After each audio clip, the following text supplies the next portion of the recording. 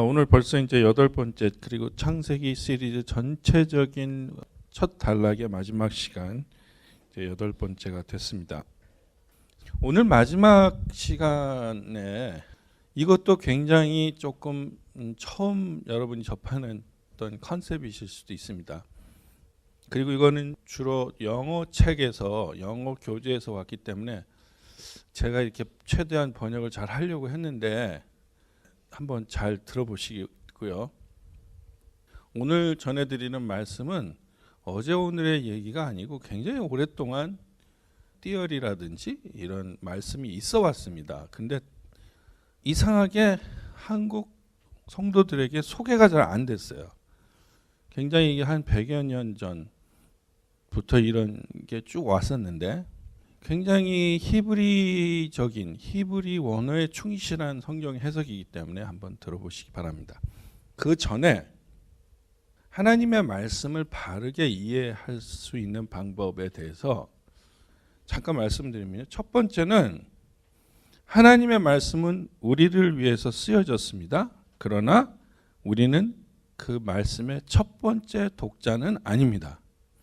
원래 영어 문장은 Bible is now here for us, not to us. 이 말을 제가 한국말로 이렇게 한 거예요. 그러니까 뭐냐면 하나님의 말씀은 1000년 전에 읽던 2000년 전에 읽던 또 지금으로부터 1000년 후에 읽던지 간에 모든 독자를 위해서 쓰여졌습니다. 이거 믿으십니까? 그렇지만 우리를 directly 우리한테 이 시대에 맞게 첫 번째 리더는 우리가 아니라는 거예요. 창세기를 누군가가 처음 읽었던 사람은 우리는 아니잖아요. 그렇죠?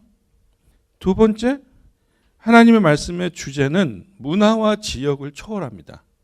한국 사람이 성경을 읽던, 이스라엘 사람이 성경을 읽던, 남미의 어떤 국가에 있는 사람이 성경을 읽던 다 하나님의 주제를 이해하고 받아들일 수 있습니다. 맞습니까?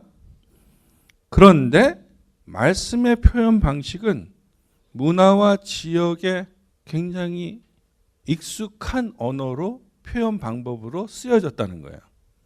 21세기 오렌지 카운티 캘리포니아의 문화로만 성경을 해석하는 건 굉장히 위험하다는 얘기죠. 이거 이해하시겠어요? 말씀의 주제는 우리가 다 알 수 있지만 모든 말씀을 21세기에 사는 오렌지 카운티 캘리포니아에 이민 온 1세 혹은 2세의 관점으로만 자꾸 생각하는 건 굉장히 너무 한편으로 치우치는 성경 해석이다 이 말입니다. 세 번째는 우린 지금 하나님의 말씀에 주시는 주제를 이해하여야 하는 동시에 그 당시 이 창세기를 처음 읽었던 분들은 어떻게 받아들였을까를 우리가 알 수 있어야 되는 거죠. 상상할 수 있어야 되는 거죠. 지금 이 성경 공부를 통해서 창세기를 통해서 나에게 주시는 말씀이 어떤 것인가를 아는 것과 동시에 이 창세기를 처음 읽었던 예전의 이스라엘 백성 사람들은 어떻게 이걸 이해했을까를 배우면 더 좋다 이거죠. 그래서 이제 성경 공부가 끝나면 항상 그게 우리가 피드백이라고 그러는데 이 쉐어링 타임이 있어야 돼요. 사실은 성경 공부라는 게 우리처럼 지금 딱 시간이 너무 늦어서 그런데 원래는 성경 공부 끝나고 이렇게 다과를 하면서 오늘 배운 거에 대해서 이렇게 쉐어를 해야 돼요. 그래야 나랑 좀 다르게 저분은 이해했구나. 저런 또 이해도 되는구나. 이렇게 서로 쉐어하고 가야 되는데 21세기는 하여간 바빠요. 굉장히 바빠. 사람들의 머릿속에 이미 이제 지금부터 어떤 분은 내일 할 일을 생각하고 있을 수도 있어 지금. 목사님 오늘 빨리 끝내줘서 내가 빨리 가야 되는데 뭐 이렇게 지금.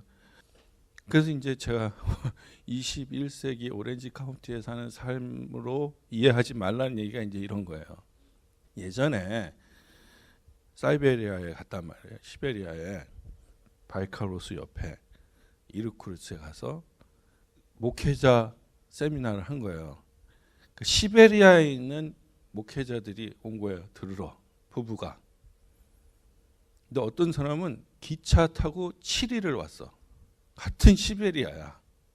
근데 기차를 타고 7일을 왔어요. 그리고 이제 세미나 끝나고 주일날 예배를 드리는데 어떤 할머니가 막 지팡이를 그렇게 이렇게 오셔. 저분 어디 사시냐 그랬더니 한 3일 가는 데 산대. 그러니까 예배를 드리려고 목요일 날 집에서 떠나셔 이분은. 그래서 교회로 오시는 거예요. 그분들한테, 그런 목사님들한테 바쁘신데 여기까지 오셨어요, 그런 마음 딱이 맞을 것 같아. 그분들은 정말 하나님의 말씀을 듣는 것, 하나님의 말씀을 대하는 것, 찬양 이렇게 같이 하는 것. 그래서 이제 우리가 선교 지역 가면 사람이 은혜를 받을 수밖에 없어. 왜?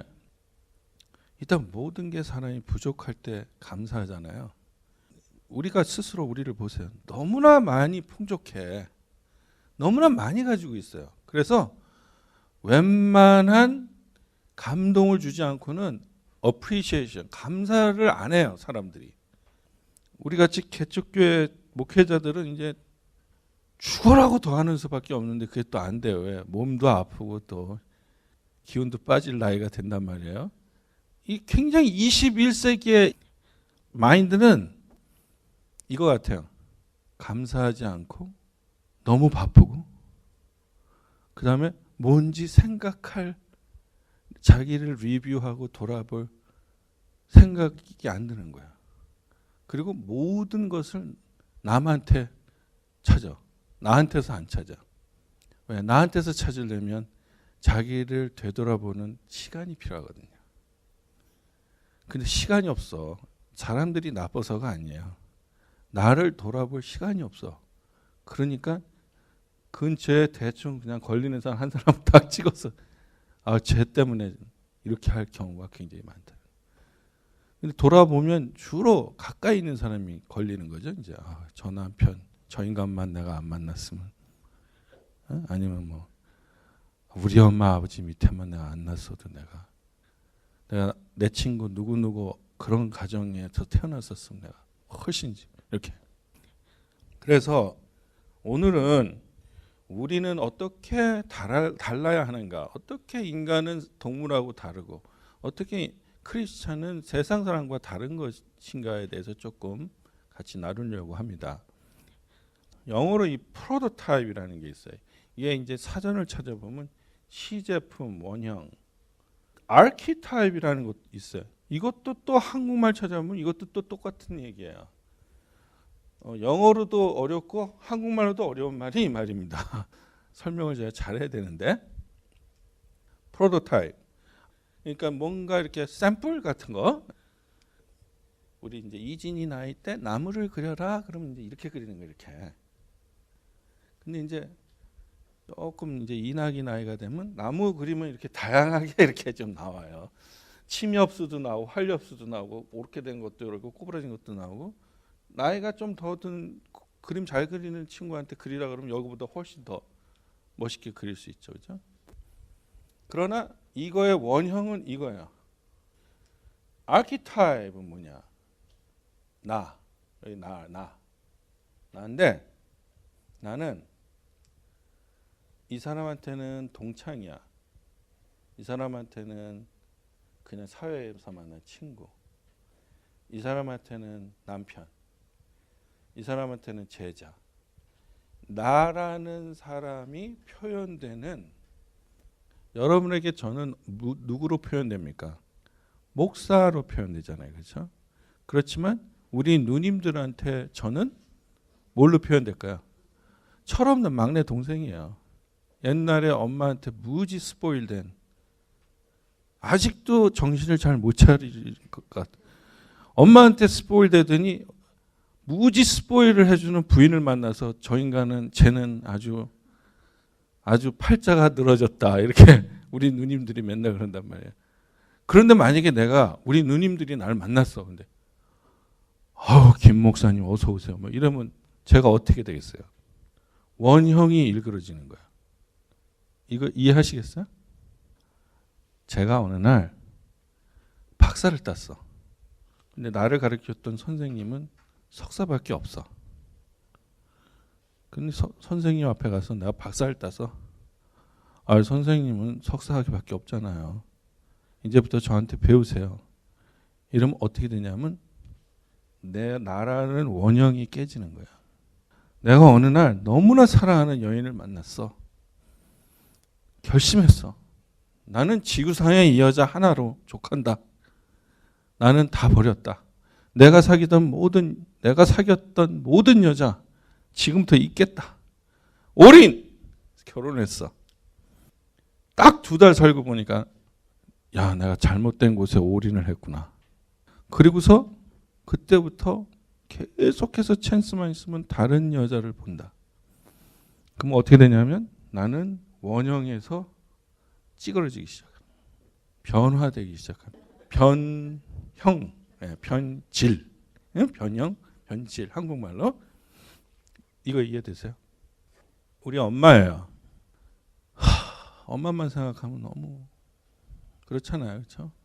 우리가 어머니라고 생각하면 너무 좋기도 하고 애잔하기도 하고, 나이가 들어가면 들어갈수록 엄마라는 존재는 우리를 상당히 겸손하게 만드는 것 같아요. 그래서 예전에 우리 엄마가 저렇게 약하지 않았는데, 예전에 우리 어머니 참 씩씩하고 힘도 좋아하셨는데 엄마 많이 늙으셨구나, 이런 생각을 많이 하게 되죠. 그렇죠? 그런데 이 엄마와 나와의 관계에서 뭐 돈이 걸렸다니 뭐 여러 가지가 걸려서 이걸 깨트려 버리는 사건이 일어나서, 참 요즘은 그런 거 많아요. 그죠? 나 우리 엄마 더 이상 안 봐요. 뭐 이런 것만 참 많아요. 그렇죠? 아니면 또 엄마 입장에서 너 같은 딸 난 호적에서 팠다. 난 너 보기 싫어. 이렇게 또 할 수도 있고. 이러면 어떻게 돼요? 엄마와 자식이 둘 다 원형에서 변형이 되는 거예요. 이거 이해하시겠어요? 그러면 자 보십시오. 이 나무는 추운 나라 가면 이렇게 변형이 돼요. 따뜻한 나라 가면 이렇게 변형이 돼요. 나무치기 잘하는 사람 만나면 이렇게 변형이 돼요. 이건 하나님의 법칙이에요. 하나님이 창조하신 모든 것 중에 인간을 제외한 모든 창조물 생명체는 이렇게 프로토타입으로 진화되게 돼 있어요. 모든 생명체는 진화돼요. 자, 근데 인간만이 인간은 유독 이제 여기 이런 관계 위에 요 뒤에 보이실래나? 요 뒤에 누가 이렇게 있죠, 지금. 뒤에 누가 이렇게 있죠? 이거 보이세요, 뒤에? 이분이 이제 하나님이에요, 하나님. 이 모든 관계 속에서 하나님과 안에 있어야 돼요. 이 하나님의 소통과 하나님의 어토리티 안에 있어야 돼요. 인간은 스스로 진화하는 존재가 아니에요.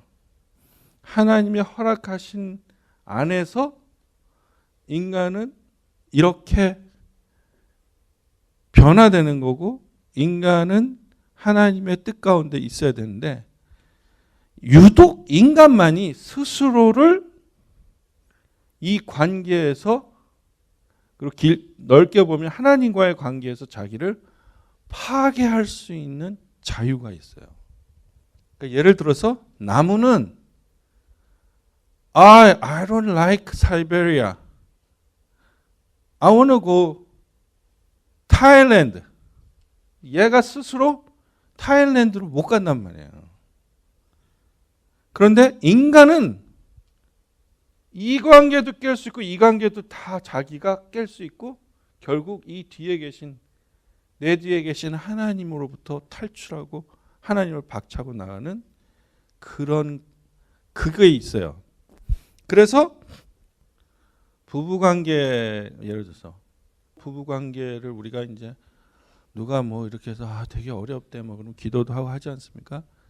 요걸 보는 동시에 우리는 뭘 봐야 되냐면, 모든 인간은 하나님 안에서 허락된 모든 릴레이션십을 통해서 누굴 보아야 하냐면 나를 보아야 해.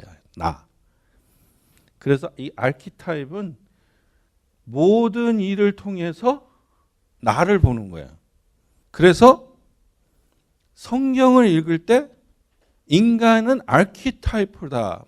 이 말은 뭐냐면 성경에 있는 모든 인물을 통해서 누굴 쳐다보게 되냐면 나를 보는 거야. 바울을 읽을 때도 나를 보는 거고, 베드로가 행한 일을 읽을 때도 나를 보는 거고, 모세가 행한 일을 있어 나를 보는 거야. 그래서 하나님은 이 모든 릴레이션십, 모든 소통을 통해서 나와 하나님을 쳐다보게 만드셨어요. 그게 사람이에요. 결국은 뭐냐? 인간이 동물하고 다른 건 뭐냐? 다른 생명체하고 다른 건 뭐냐? 결국 하나님 앞에서 나를 보고 하나님과 소통하는 존재가 되어버린 거예요. 창세기 1장 20절에서 25절. 자, 이제 여기서 보세요.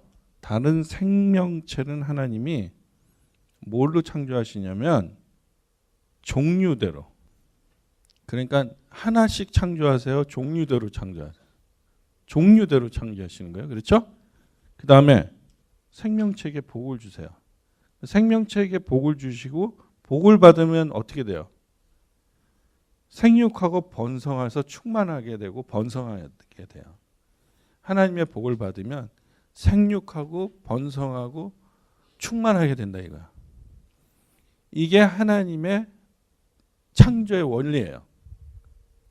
그런데 이제 이 아큐타입에 대한 아담은 창세기 1장부터 5장에 34번이나 등장하는데 정관사 없는 개인 이름으로 5번, 인류의 총칭, 인류라는 말로 4번, 정관사를 붙여서 더를 붙여서 20번을 목적을 위해서 창조됐다는 얘기입니다. 어떤 목적을 위해서 창조됐다는 얘기를 굉장히 많이 하세요.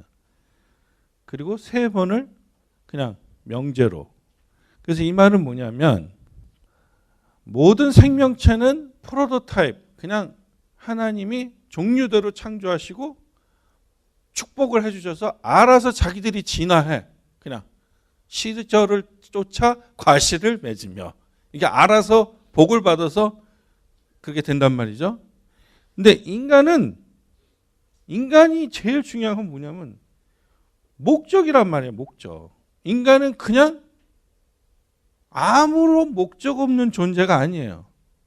인간은 목적이 있는 존재로 창조됐단 말이죠. 그래서 창세기 1장에서 인간 창조는 하나님께서 가지고 계시는 인간에 대한 보편적으로 일반된 기대. 이건 뭐냐면 창세기 1장에서는요.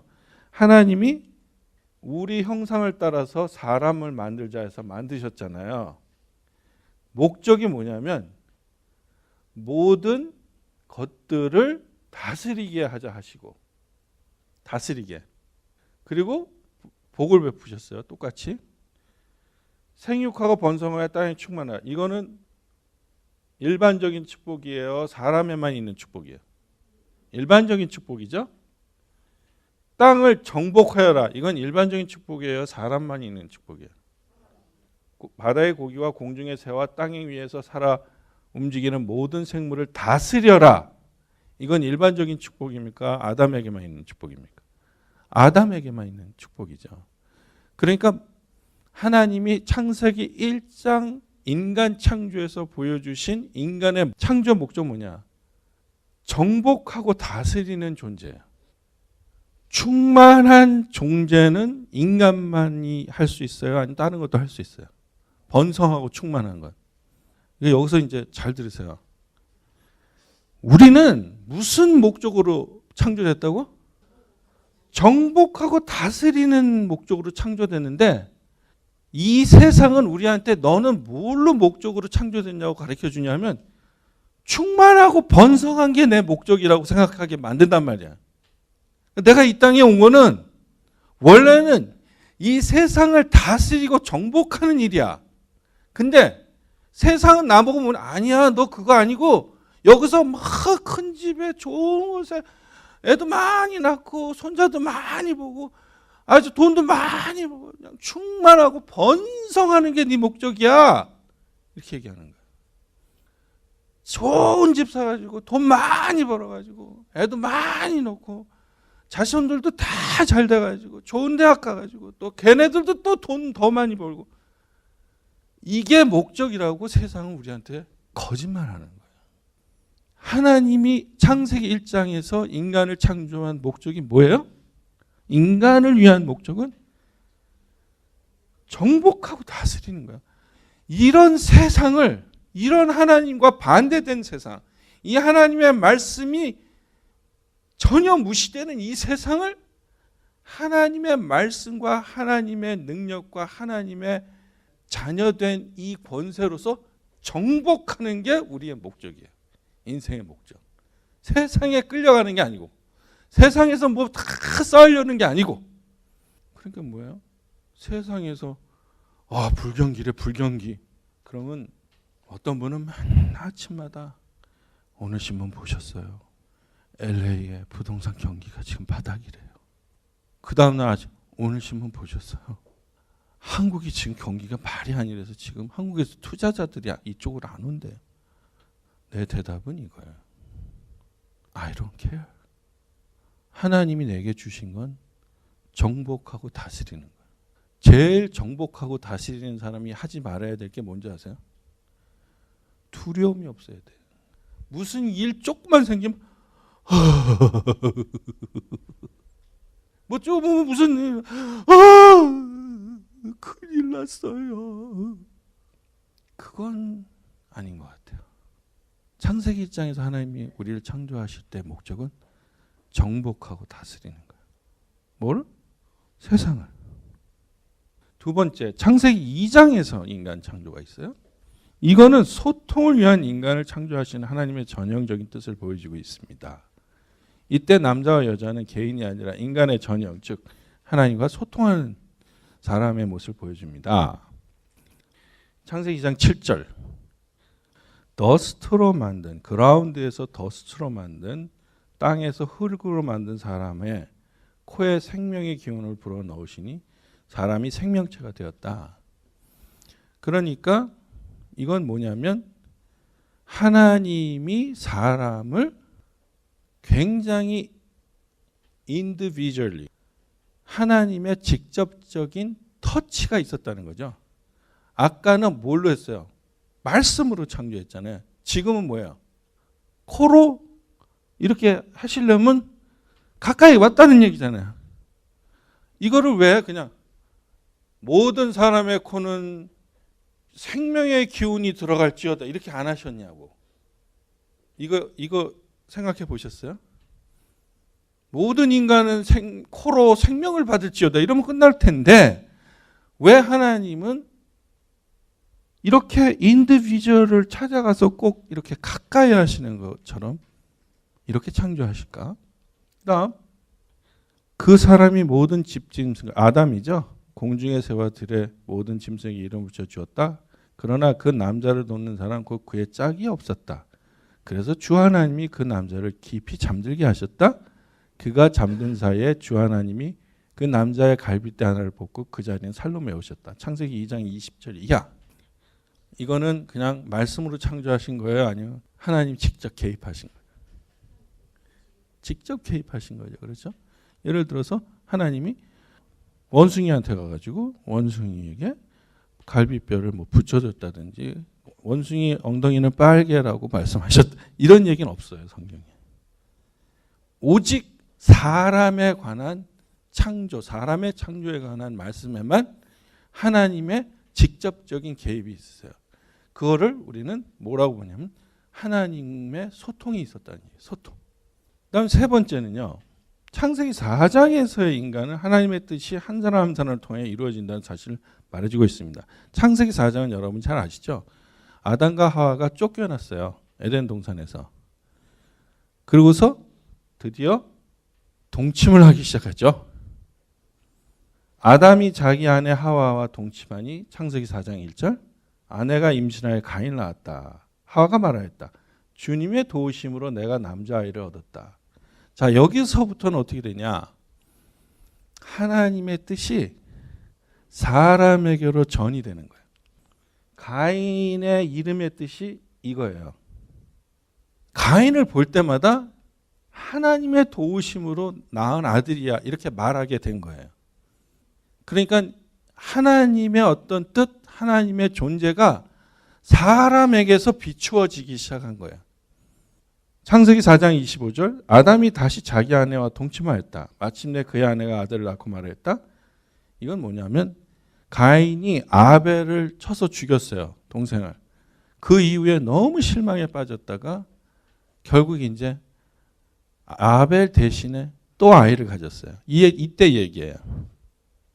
하와가 말하는 거예요. 하나님이 가인에게 죽은 아벨 대신에 다른 씨를 나에게 허락하셨구나.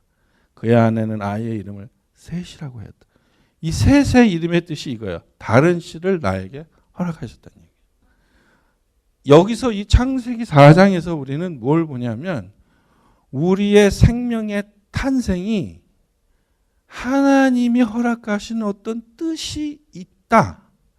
하나님이 우리에게 보여주시려고 하는 하나님의 어떤 뜻이 있다. 한 생명도 하나님의 뜻의 허락이 나지 않고는 이 땅에 올 수 없다. 이런 걸 보여주는 거야. 그전에는 사람이 하나님의 명령에 따라 목적에 따라 창조됐는데 이제는 사람이 어떻게 되냐면 사람의 탄생과 더불어 인간은 하나님의 뜻을 담고 나오는 그릇이 된 거예요. 하나님의 뜻을 품고 나오게 된 거예요. 그래서 인간과 동물이 굉장히 차이가 나는 게 진짜 몇 가지 없어요. 사실은 생물학적으로 문화적으로 따지고 보면 인간과 동물이 완전히 이거는 아니다라고 하는 게 별 많이 없다고요. 사실 따지고 보면 뭐 인간은 노래하잖아요. 동물도 노래하는지 우리가 모르는 것뿐이지 어떻게 알아요 우리가. 예? 그래서 뭐 결국 뭐 신을 예배하는 거 이런 거 그것도 또 몰라요. 아침에 새들이 쪽장이는 게 그게 하나님 앞에 찬양하는 건지 모르잖아요. 근데 내가 definitely 생각하는 건 우리 인간만이 내 생각엔 아이를 낳으면 이 아이의 이름에 대해서 고민하는 것 같아. 이 아이의 이름. 그리고 아이의 미래. 요즘 페어런팅 클래스 이런 거 많잖아요. 내가 이번에 보건방송 갔다가 신혜라 씨 만났는데 그분이 뭐 거기서 페어런팅 뭘 한단 말이에요. 페어런팅 클래스 왜 이렇게 많아요?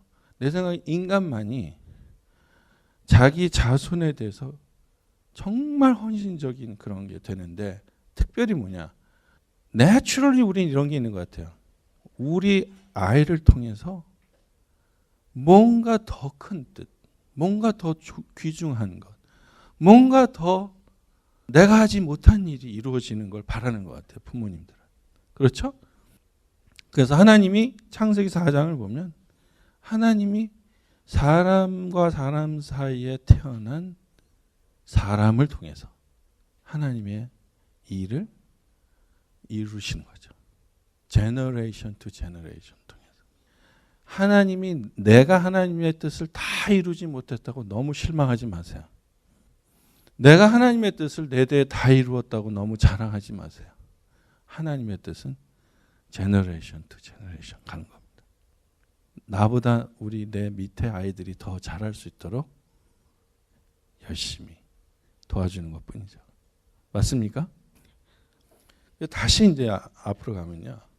모든 사물과 생명체와 사람이 다른 것은 이 모든 소통의 관계 안에서 내가 존재하고 이 나는 결국 나 혼자 스스로를 이렇게 변형시킬 수 있는 능력이 안 되고 하나님의 허락 안에서 하나님과의 소통 그리고 공동체와의 소통을 통해서 나는 내가 되는 거야.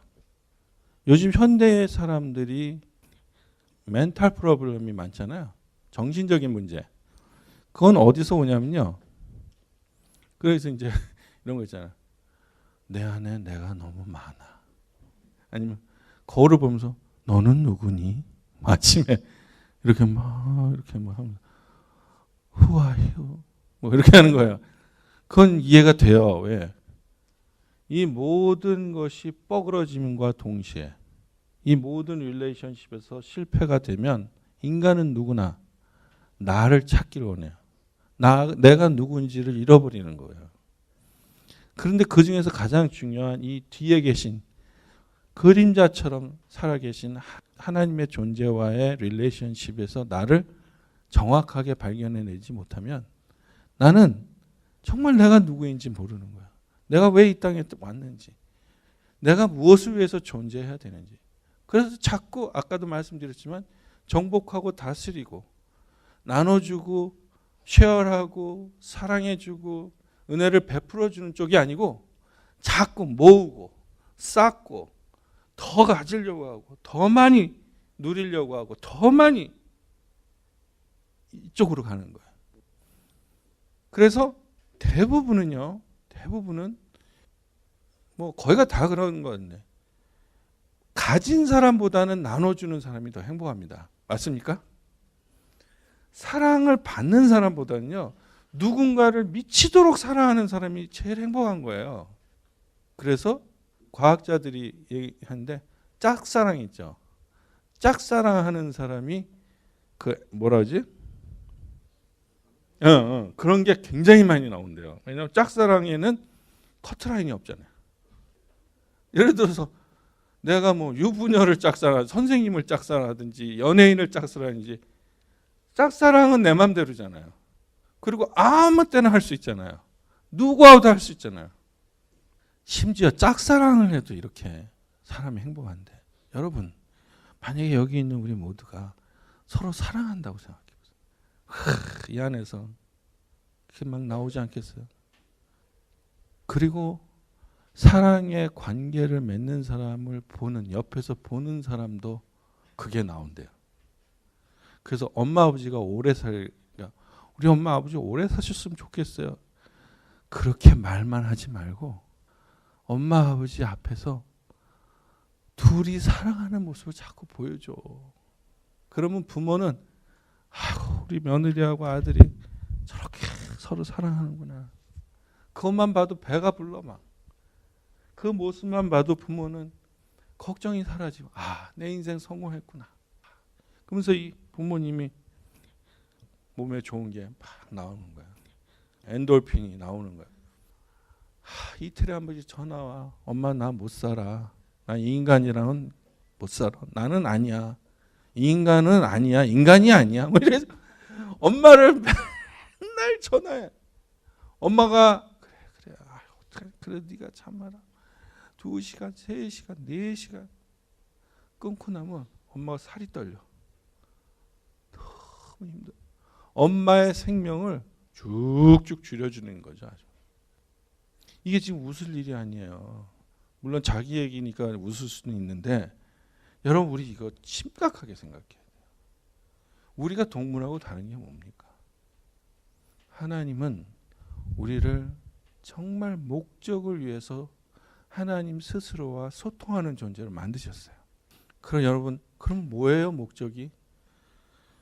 여러분 우리의 목적이 뭐겠어요? 하나님의 형상대로 입었잖아요. 우리를 닮은 사람으로 창조하셨다고 그랬잖아요. 하나님이. 그거 뭐예요? 하나님이 원하고 하나님이 기뻐하시고 하나님이 주로 하시는 일을 하면 돼. 성 프란시스의 기도. 주여 나를 평화의 도구로 써주소서. 사랑받기보단 사랑하고 이해받으려고 하기보단 이해하고 위로받으려고 하기보단 위로해주고 나를 온전히 줌으로써 영원한 생명을 얻는 존재로 나를 만들어 주소서. 그거예요. 여담으로 창세기 4장 1절에 아담의 아내가 누구죠? 하와잖아요. 하와가 에덴 동산 안에 있을 때는요. 참 우리가 이렇게 성경에 자세히 안 나오지만 우리가 이 성경을 읽어가면서 하와가 이렇게 느끼잖아요. 좀 이렇게 좀 문제가 있다 이렇게 하와에 대해서 그런 거 좀 느끼잖아요. 그렇죠? 문제가 있어. 그런데 그 어떤 자기가 자신이 지은 일 때문에 에덴 동산에서 추방당했다는 거죠. 그러니까 떠났다는 거죠. 떠나고 나서 아담하고의 관계에서 아들을 낳을 때마다 하와가 하는 말을 들어보면요, 저는 하와는 에덴 동산에서 추방됨으로 축복을 받은 것 같아요. 그래서 저는 인간의 에덴 동산에서의 추방이 저주가 아니라고 저는 생각해요. 왜냐? 하와가 말하는 거 보세요. 주제가 누구예요? 하나님이 되어버린 거야. 자기 인생의 주인이 누군지를 확실히 알아버린 거야. 그래서 여러분, 참 이게 녹음을 해야 될지 안 될지 모르지만 always 착한 애보다는요, 이렇게 범빙이 있는 친구들이 더 하나님을 절실하게 경험할 수 있는 것 같아요. 이걸 내가 당신이 신학적으로 증명하라 그러면 증명은 안 돼. 오직 난 내놓을 수 있는 게 이 창세기 4장밖에 없어요. 뭔가 좀 잃어버린 적이 있고, 실패해 본 적이 있고, 뭔가 좀 거꾸로 본 적이 있고, 뭔가 좀 쫓겨나보고, 뭔가 좀 그냥 눈물을 흘려본 사람이 하나님의 진정한 은혜와 사랑을 깨달을 수 있는 것 같아요. 그냥 너무 그런 분이 있잖아요. 모범생. 난 모범생이 되지 말라는 건 절대 아닙니다. 나는 우리 교회에 모범 신자가 있었으면 좋겠어. 너무 모범이 안 돼. 항상 문제만 있어. 어떻게. 그래도 감사한데, 너무 모범이 되면요, 너무 모든 게 그냥 퍼펙해. 그러면 저분이 저렇게 모든 게 다 완벽하고 모든 게 다 평안하면 저분이 정말 하나님의 사랑과 은혜에 감사할 수 있을까? 이런 생각이 들어요. 그래서 이제 특별히 이제 우리 교회 같은 경우는 이렇게 주로 이렇게 인생의 파도가 많은 분들이 오시더라고요. 그게 다 이제 목회자 따라서 보내주시는 것 같은데, 이 인생의 파도가 참 많아. 왜 이렇게 힘든 일이 많이 생겨 저분은. 저 가정은 왜 이렇게 맨날 싸워. 그럼에도 불구하고 점점 엔딩에 가면 우리는 뭘 바라볼 수 있냐면, 이 하와의 말대로 나중이 되면 어떻게 되냐. 그래도 하나님이 하셨어요. 그래도 하나님이 우리를 지켜주셨어요. 그래도 하나님이 우리를 이혼 안 하게 해주셨어요. 이 고백이 나오는 것 같아요. 저는 이것이 정말 하나님의 은혜 같아요. 그래서 지금 힘든 일을 겪거나, 지금 막 싸우거나, 지금 뭔가 많이 실패하신 분, 우리가 창세기를 읽으면서 우리 하와를 기억합시다. 아멘? 소망이 있습니다. 이런 관점에서 제가 잠깐 아담과 이브, 남자와 여자에 대해서 잠깐 말씀드리면요, 오늘의 클래스는요, 존 월턴 교수라는 분의 책에서 제가 많이 참조가 됐습니다. 이 남자와 여자는요, 해석하기 어려운 존재 같아요. 그렇죠? 뭐라고 이렇게 딱 이거라고 얘기하기가 어려워요. 창세기 2장 18절 이하에 여호와 하나님이 이르시되 사람이 혼자 사는 것이 좋지 아니하니 내가 그를 위하여 돕는 배필을 지으리라 하시니라. 당연하죠. 사람이 혼자 살면 어떻게 되겠어요? 번성하지 못하잖아요. 그렇죠? 충만하지 못하잖아요. 자기 혼자 있다 가는 거 아니에요. 그죠? 그래서 뭘로 만들었죠? 갈비뼈. 이 갈비뼈라는 그 헬라어가 첼라라는 말인데, 갈비뼈라고 쓰인 곳은 두 군데밖에 없어요. 여기하고 또 한 군데. 19번이 뭐라고 쓰였냐면 another side예요. 그러니까 이거죠, 이거. 똑같은 사이드를 이렇게 분리시켰다는 거예요. 그게 히브리인들의 마인드예요. 어디서 새롭게 만드는 게 아니고 원래 아담에서 나누었다 이거예요. 그래서 아담이 뭐라 그러냐면 내 갈비뼈야 이러지 않잖아요. 내 뼈 중에 뼈고 살 중에 살이다. 여러분 그거 혹시 보셨어요? 그 도축장에서 이렇게 탁 걸려가지고 쭉 가는데 큰 톱이 와서 다리 사이로 쭉 갈라요. 그럼 어떻게 하면 뼈하고 살이 반으로 쫙 가면서 쫙 반으로 나눠요. 그걸 보면 와, 뼈와 살이 한 방에 다 나뉘었구나 이렇게 느낌을 받는데, 아담이 자기로부터 분리된 하와를 보고 딱 첫 번에 뭐라 그러냐면 내 뼈 중에 뼈고 살 중에 살이다 이렇게 한 거예요. 그래서 정말 많은 히브리 랍비들은 이렇게 얘기하는 거예요. 갈비뼈로 만들어지는 그 갈비뼈 첼라라는 뜻은 another side다 이 말이에요.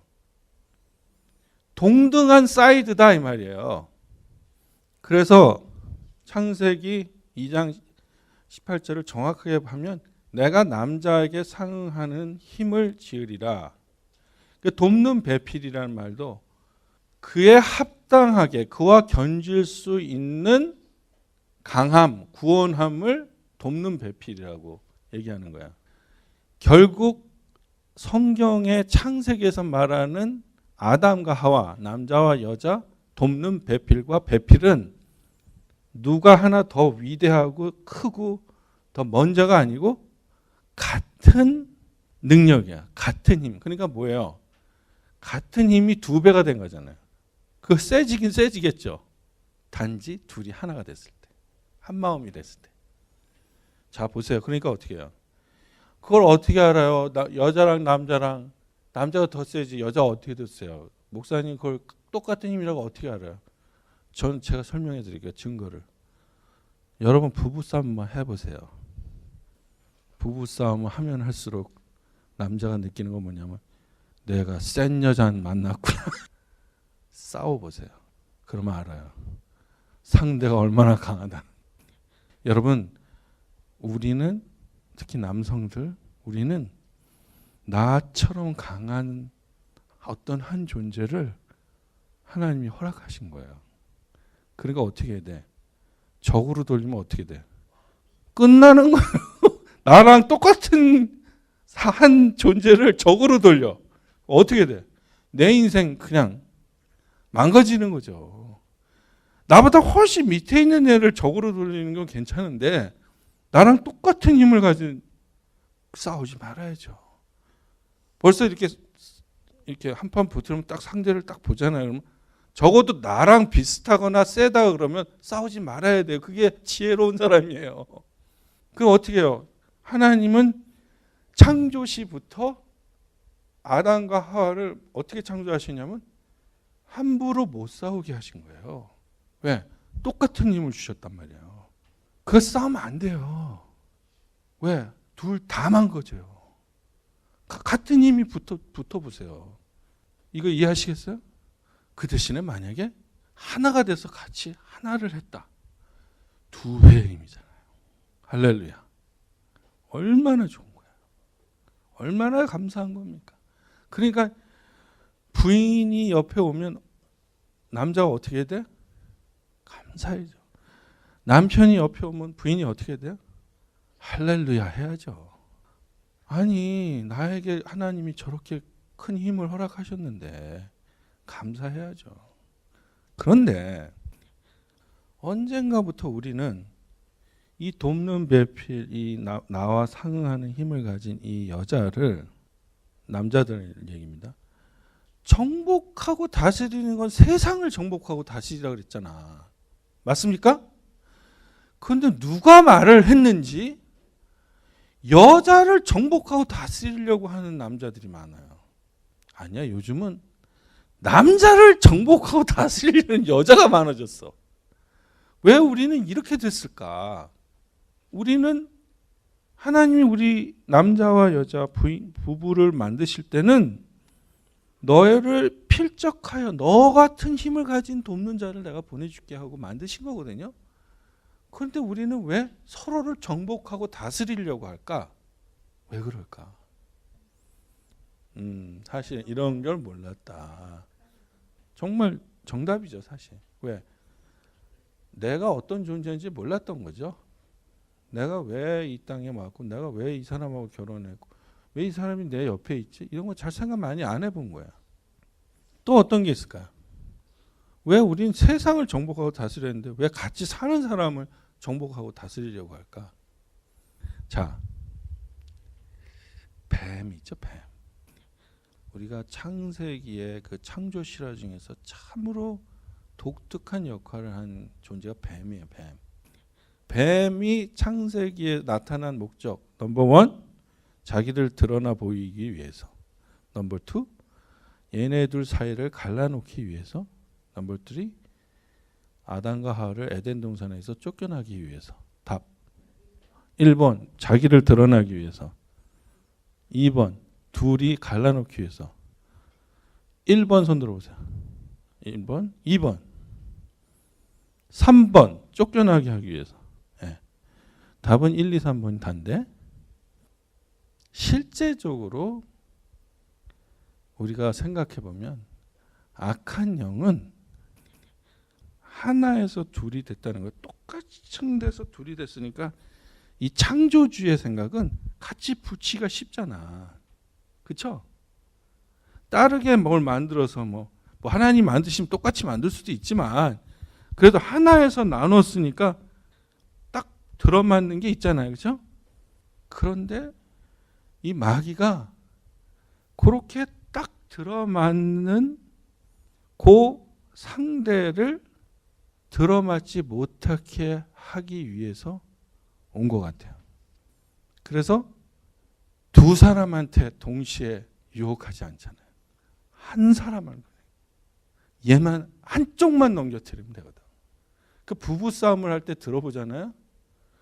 제가 이제 겉으로는 그렇게 얘기해요. 아이, 두 분이 다 비슷하게 잘못하셨네 이런 얘기를 주로 하지만 들어보면 누군가 한 사람은 많이 잘못하고 있어요. 근데 거기다 대고 내가 에이 부인이 잘못해 이런 얘기를 잘 못하잖아요. 입장이. 그래서 안 할 뿐이지 내가 들어다 보면 아, 이 집은 답이 나와요. 아, 이건 이쪽이 좀 고쳐야 되거든. 답이 나오는데 마귀는 그래서 한 사람을 계속 공격하는 거예요. 둘이 절대 같이 안 해요. 하나를 공격하는 거예요. 그래서 어떻게 돼요? 우리 부부들이 하나가 되려면 같이 다녀야 돼요.